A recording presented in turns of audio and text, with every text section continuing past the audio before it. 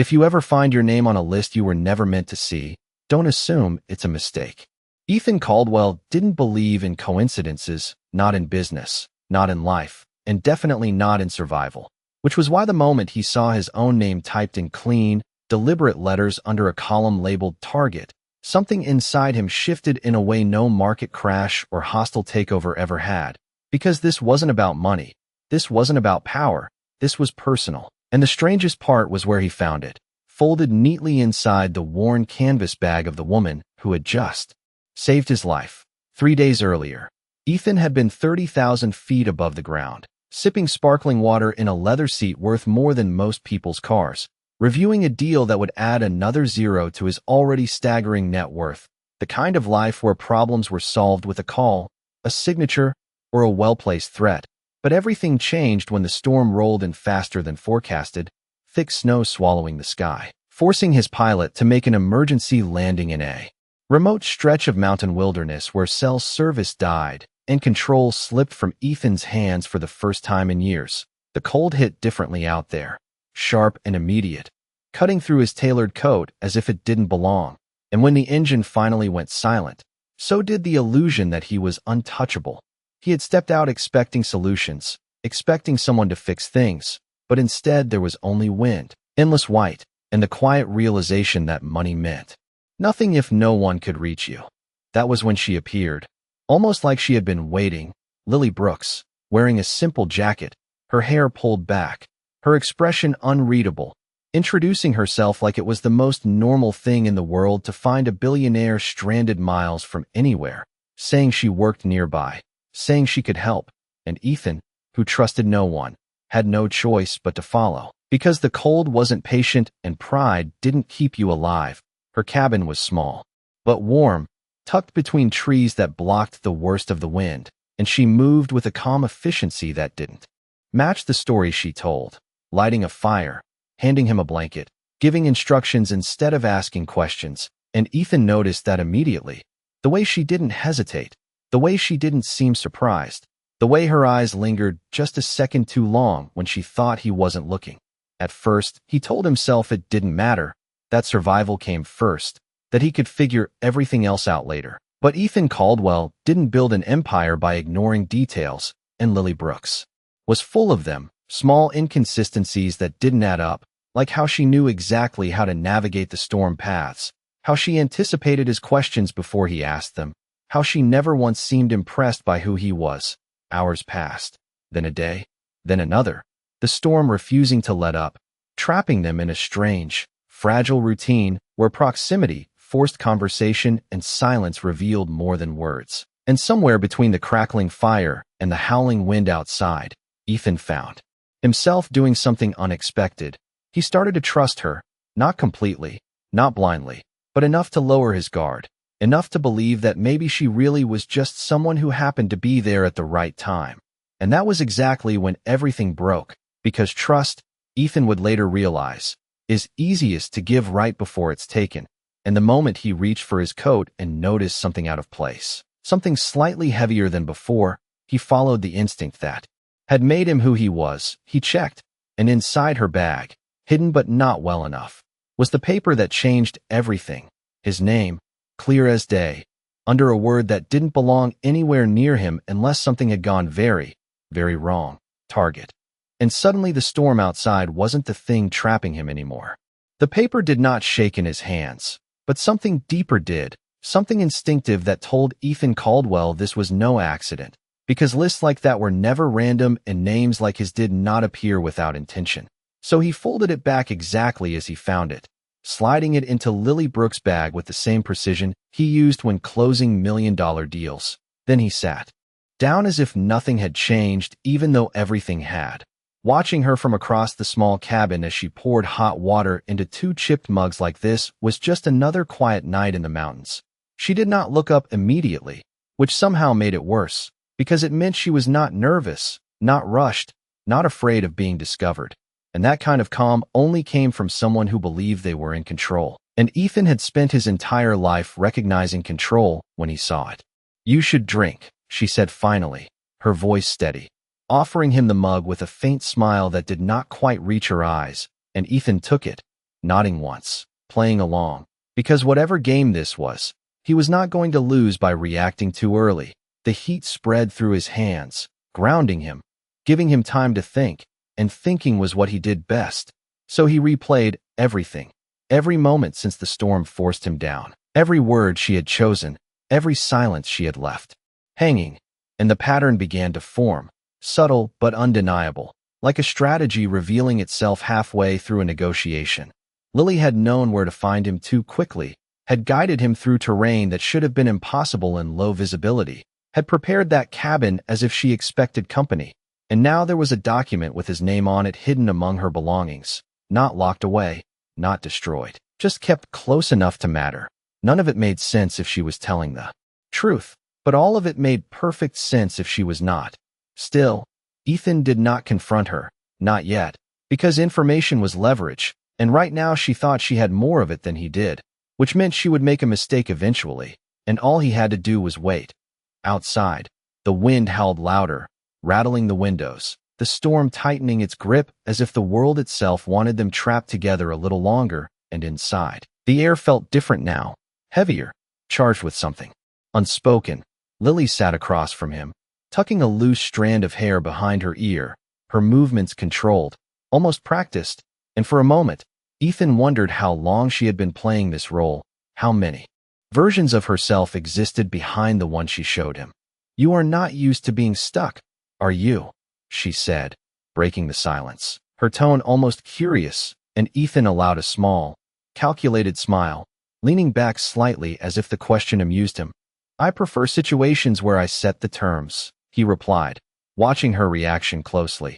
And there it was, just for a second, a flicker of something in her eyes. Recognition, maybe even confirmation. She nodded slowly, as if she already knew. That, as if she had known it long before they ever met.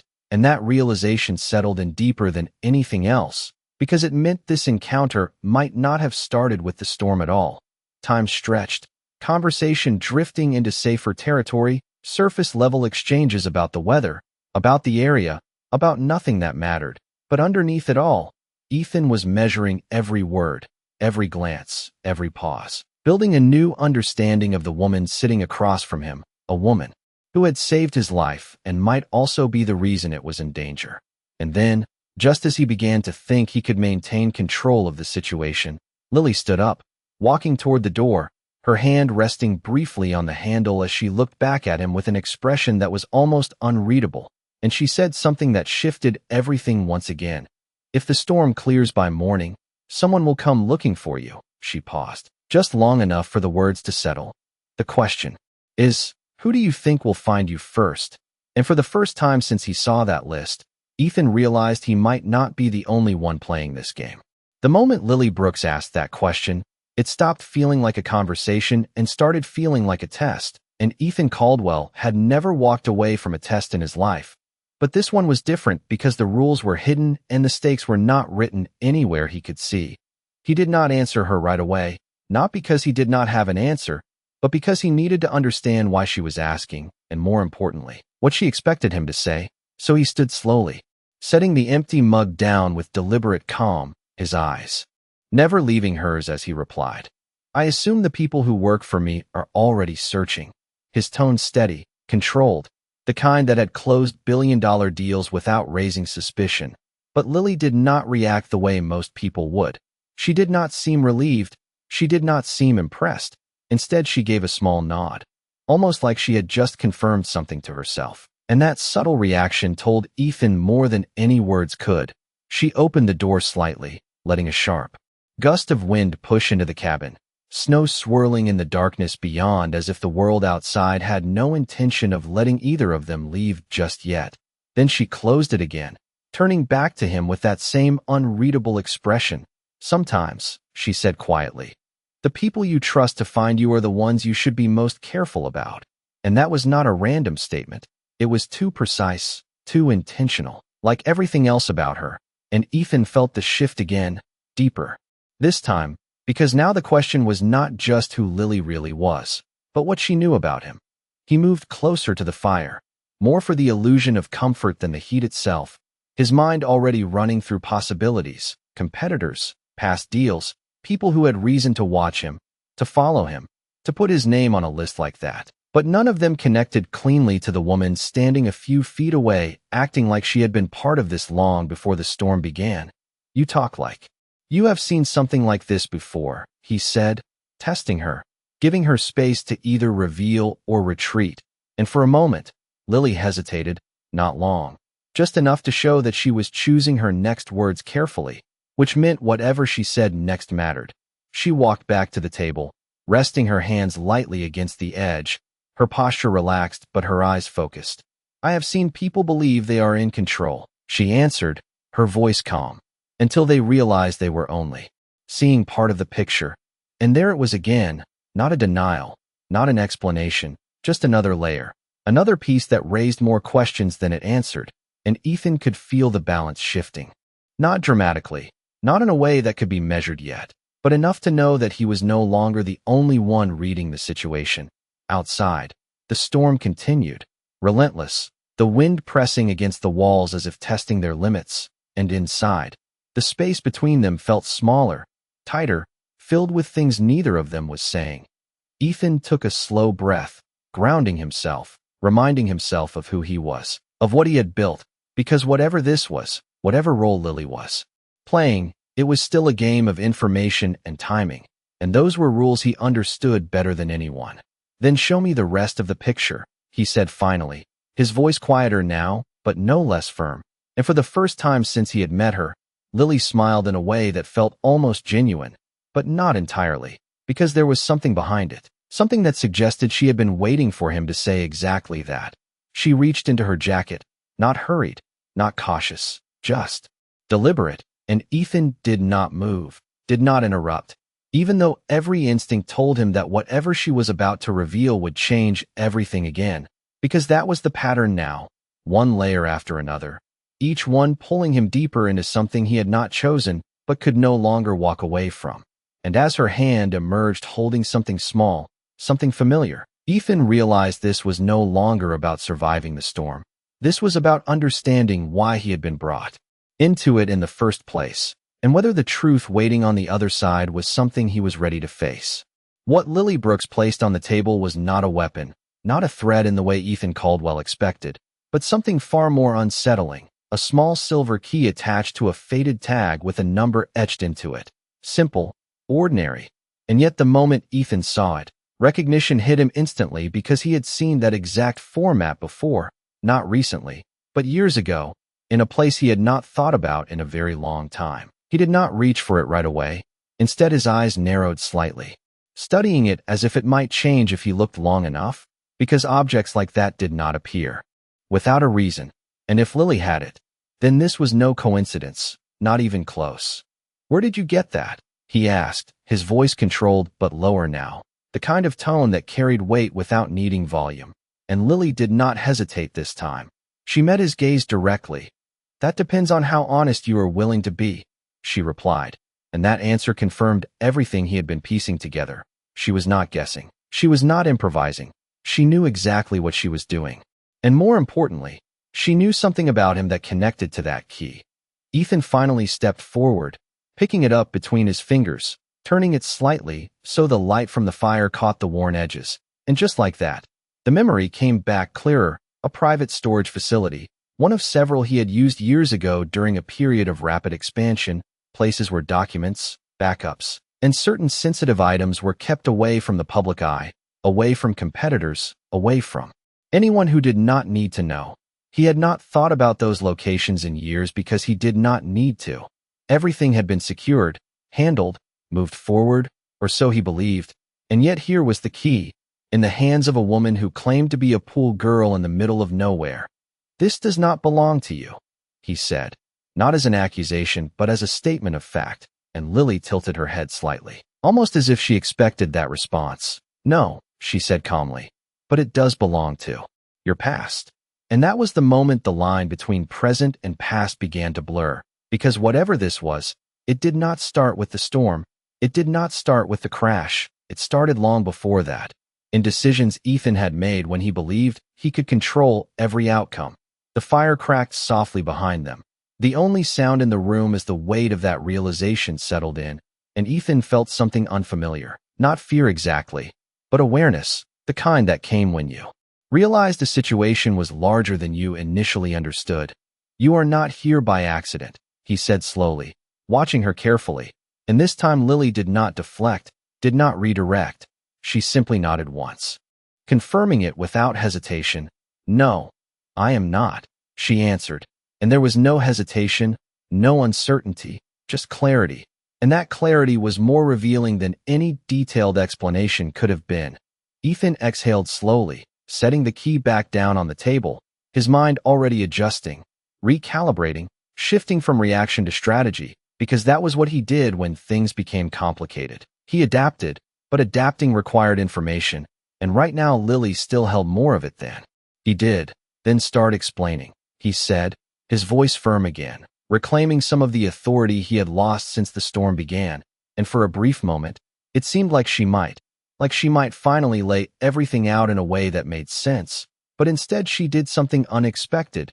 She stepped back slightly, creating distance, not physical distance that could be measured in feet, but a shift in control, a reminder that she was still choosing what to reveal and when. If I tell you everything now, she said, her tone steady, you will not believe me. And Ethan almost responded immediately, almost pushed back, but he stopped himself because part of him knew she was right. Belief was not something he gave easily, especially not in situations like this, and whatever she was holding back, whatever connection existed between that key, that list, and his past, it was not something that could be explained in a single moment.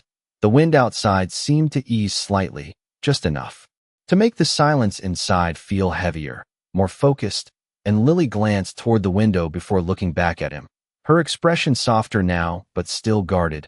What I can tell you, she continued, is that the storm did not bring you here. And those words landed differently than anything else she had said so far, because they suggested intention, design, something planned, and Ethan felt that shift again, deeper than before. The realization that he might not just be reacting to circumstances, he might be inside something that had been set in motion long before he ever stepped onto that plane. And as he looked at Lily, at the calm certainty in her eyes, one thought became impossible to ignore. He was not just trying to figure out who she was anymore. He was trying to figure out what he had walked into, and whether there was any way out that did not involve facing the part of his past he had left behind. The idea that the storm had not brought him here should have sounded absurd, but nothing about the past 72 hours followed logic anymore, and Ethan Caldwell knew better than to dismiss something simply because it challenged his sense of control. So instead of rejecting it, he leaned into it, studying Lily Brooks with a sharper focus now, not as someone who had stumbled into his life, but as someone who had stepped into it with purpose. Then something did, he said quietly, not as a question but as a statement, and Lily did not deny it. She simply walked back toward the fire, lowering herself into the chair, as if the conversation had shifted into territory she had already prepared for. You built your life on timing, she said, her eyes reflecting the flicker of the flames. Right place, right moment, right decision. And Ethan felt that again, that subtle recognition, because she was not wrong. Timing was everything in his world, and yet hearing it from her, here, in this place, made it feel like something else entirely, like timing had been used on him instead of by him. So you are saying this is timing? He replied, his tone measured, testing the shape of her argument, and Lily shook her head slightly. No, she said. I am saying this is the result of timing, and that distinction mattered more than it seemed, because it suggested a chain of events, something set in motion, something that had been building long before the storm ever appeared on any forecast. Ethan crossed his arms, his posture shifting subtly, not defensive, but grounded, as if anchoring himself in the one thing he still trusted, his ability to think clearly under pressure. Then stop speaking in fragments, he said, a hint of impatience breaking through. And tell me what I am missing. And for the first time since she revealed the key, Lily looked at him with something that almost resembled sympathy, not pity, not weakness, but an understanding that carried weight. You are missing context, she answered, her voice softer now, but no less steady, because you were never meant to see the full picture. And that line lingered, heavier than the others, because it suggested exclusion, intention, something designed to keep him unaware, and Ethan did not like that. Not because he feared it, but because it meant someone had operated outside his field of vision for a long time. He stepped closer to the table again, his fingers resting lightly against the surface, grounding himself in something tangible. People do not build something like that without leaving a trail, he said, more to himself than to her, and Lily nodded slightly. They do, she replied. But only if you know where to look. And there it was again, that quiet certainty, that sense that she had already followed that trail further than he had. The cabin felt smaller now, not physically, but mentally, as if the walls had closed in around a conversation that kept expanding beyond its boundaries, and Ethan realized something that shifted the way he saw her completely. Lily was not reacting to him. She was leading him, guiding him through pieces of information in a specific order, controlling the pace, the direction, the timing. And that meant one thing. She needed him to reach a conclusion on his own. This is about that facility, he said finally, his eyes narrowing slightly as the connection formed more clearly. The one the key belongs to. And Lily did not answer immediately, but her silence was enough. It confirmed that he was moving in the right direction, and that confirmation carried its own weight. Outside, the wind softened just enough to make the silence inside more pronounced, and for a moment, neither of them spoke, the tension no longer sharp, but steady, like something waiting just beneath the surface. Ethan exhaled slowly, his mind already moving ahead, mapping possibilities, reconstructing decisions he had not questioned in years. If someone wanted me to find something there, he continued, they would need me alive, aware, and in the right place at the right time. And as he said it, the realization settled in fully. This was not random. This was not accidental. This was constructed, and Lily watched him as that understanding took hold, her expression unchanged but her focus sharper, as if this was the moment she had been waiting for. Now you are starting to see it, she said quietly, and Ethan met her gaze, no longer questioning whether she was involved, but how deeply she was connected, because whatever this was, whatever had been set in motion, it was no longer something he had stumbled into. It was something he had been brought into, and the only question left was why him, and why now. The moment Lily said that, something shifted completely inside Ethan Caldwell, not just in how he saw her, but in how he saw himself in this situation. Because for the first time since the storm began, he was no longer reacting to events. He was recognizing a pattern that had been unfolding around him, and patterns meant intention, and intention meant someone had planned this with precision. He straightened slightly, not out of pride, but out of clarity, the kind that came when confusion finally started to take shape. Then this was never about survival, he said, his voice calm, but firmer now, and Lily held his gaze without hesitation, confirming it without needing to speak, and that silent agreement carried more weight than anything else she had said so far. Ethan walked slowly across the cabin, his steps measured, each one grounding him deeper into a mindset he knew well. The mindset that had built everything he owned, analyzing, calculating, connecting, because whatever game this was, it had rules, and rules could be understood. You needed me here, he continued, turning back toward her, not just alive, but aware. And Lily gave a small nod, not triumphant, not emotional, just precise. Yes, she said, and that single word narrowed the entire situation into something sharper, something more focused, because now the question was no longer whether this was planned, but what role he was meant to play in it. The fire crackled softly behind them, the only constant in a conversation that kept shifting beneath the surface, and Ethan let a few seconds pass, not because he was unsure, but because timing mattered, and he needed to place his next move carefully. And the list, he said finally, his tone lower now. My name does not end up there unless someone wants me to find it. And this time Lily did not answer immediately. She looked at him, studying him in a way that felt different, less guarded, more evaluative, as if she was deciding how much he was ready to understand. That list was not meant for you, she said slowly, choosing each word with intention, but it was meant to lead you. And that distinction hit harder than expected, because it meant the list itself was part of the design, not just a piece of information, but a mechanism, something meant to guide him toward a conclusion he would not have reached otherwise. Ethan exhaled quietly, his mind already moving ahead. Then someone wanted me to question everything, he said, almost to himself, and Lily nodded again.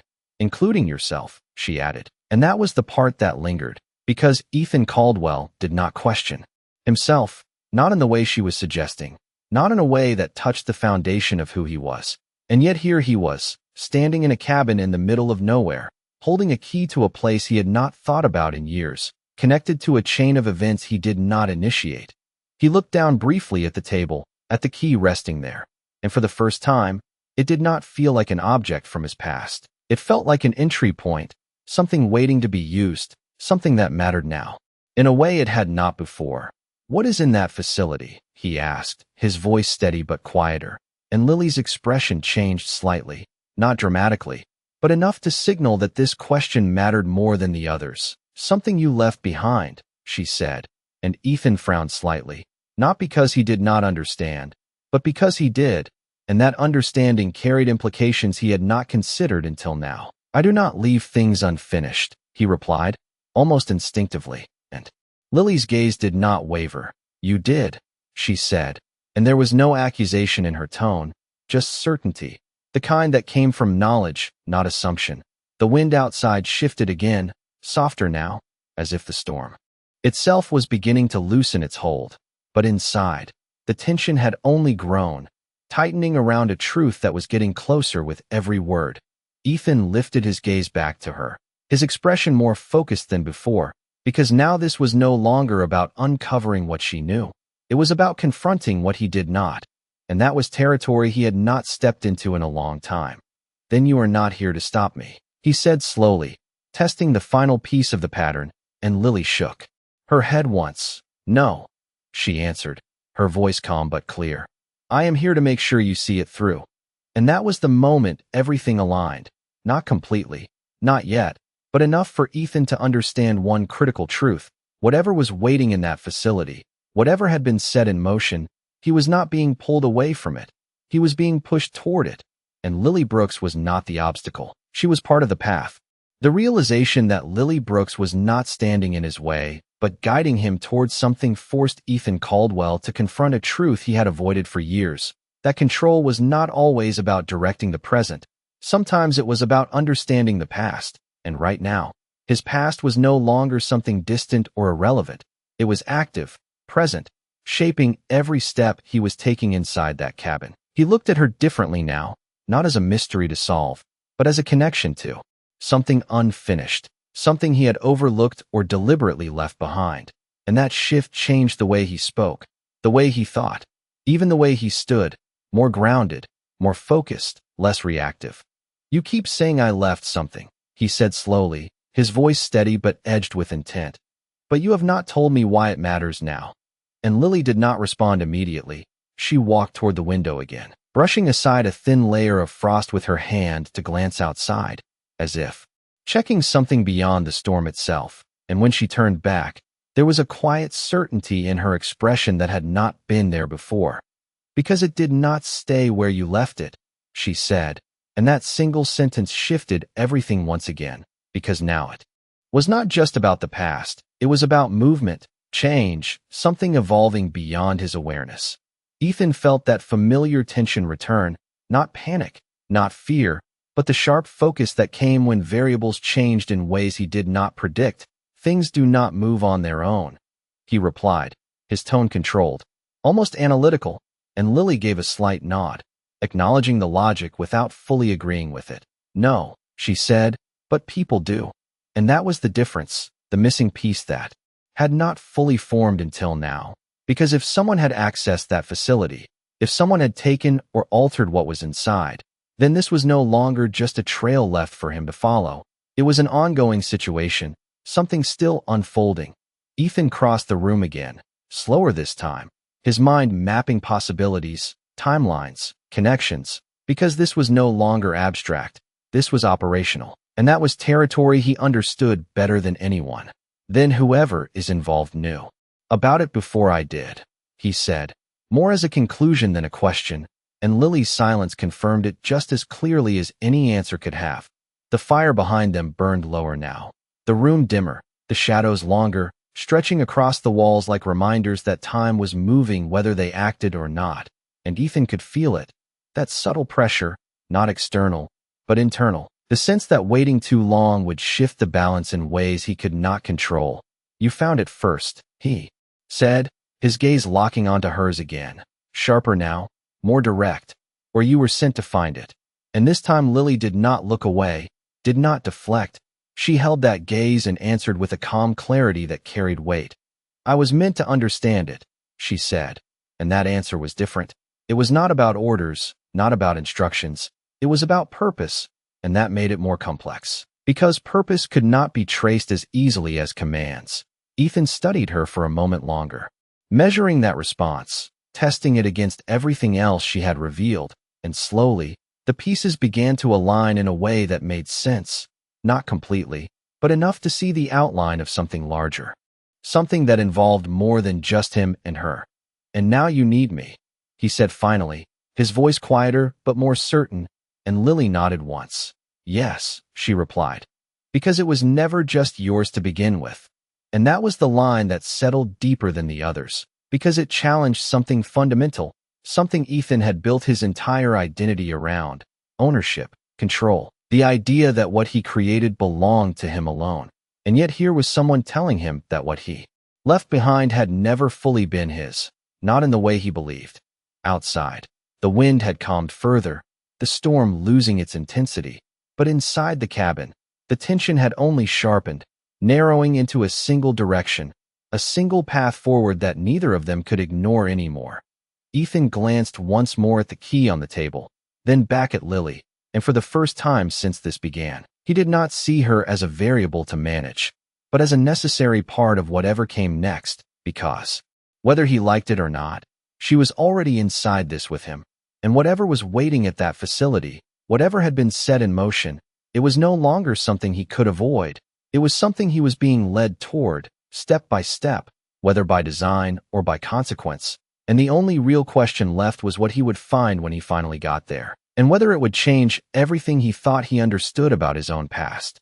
The idea that whatever waited at that facility had never fully belonged to him should have sounded impossible. But Ethan Caldwell no longer dismissed anything that came from Lily Brooks. Not after everything had aligned the way it had. Not after every piece she revealed fit too precisely into a pattern he could not ignore. He stood there for a moment, silent, not because he lacked a response, but because he was recalibrating, adjusting to a reality that was shifting faster than logic alone could keep up with. And when he finally spoke, his voice carried a different weight, less defensive, more deliberate. "Then someone else had access," he said, and Lily did not interrupt, did not correct him. She simply watched, allowing him to move through the realization at his own pace. "Not just access," he continued, stepping closer to the table again, his focus narrowing on the key as if it held more than just physical meaning. They understood its value. And that was the distinction that mattered, because access could be accidental, but understanding required intent, planning, awareness, and those were not random traits. Lily nodded slightly, confirming it without needing to elaborate. And that confirmation pushed Ethan one step further, deeper into a line of thought he had not followed in years, because it led back to decisions, partnerships, and moments he had chosen not to revisit. "Then this started long before the storm," he said, almost under his breath, and Lily's response came immediately this time, firm and clear. "Yes," she said, and there was no hesitation, no ambiguity, just certainty. The kind that closed off alternative explanations. The cabin felt quieter now, the storm outside reduced to a distant presence, no longer the center of their reality, and Ethan realized something that shifted the entire context once again. The storm had never been the main event, it had only been the interruption, the thing that forced everything else into motion. He turned his attention back to Lily, his expression sharper now, more focused than ever. "You said it moved," he said, referring to whatever had been left behind. "So where is it now?" And this time, Lily did not answer right away, not because she did not know, but because the weight of the answer mattered, and Ethan could see it in the way she paused, in the way her eyes held his for just a fraction longer before she spoke. "That is the part you need to figure out," she said, and for the first time since this began, Ethan felt a flicker of frustration, not because she was withholding information, but because he understood why she was. This was not about giving him answers. It was about forcing him to reach them, and that meant the final pieces were not something she could simply hand over. "You already know more than you are saying," he replied, his tone controlled but edged with tension, and Lily did not deny it. She simply stepped closer, closing the space between them slightly, her voice lower now, but steady. "I know enough to know this is not something I can finish alone," she said, and that was the closest she had come to admitting dependency, to acknowledging that whatever role she played, it required him in a way that could not be replaced. Ethan held her gaze, searching for any sign of doubt, any inconsistency, but there was none. Only that same calm certainty that had been there from the beginning, and slowly, the last pieces began to fall into place, not fully, not completely, but enough to reveal the shape of what was coming next. "So this is where it leads," he said quietly, more to himself than to her. "Not to the storm, not to the crash, but to that facility." And Lily nodded once, confirming it, and in that moment, the path forward became clear, not easy, not simple, but defined.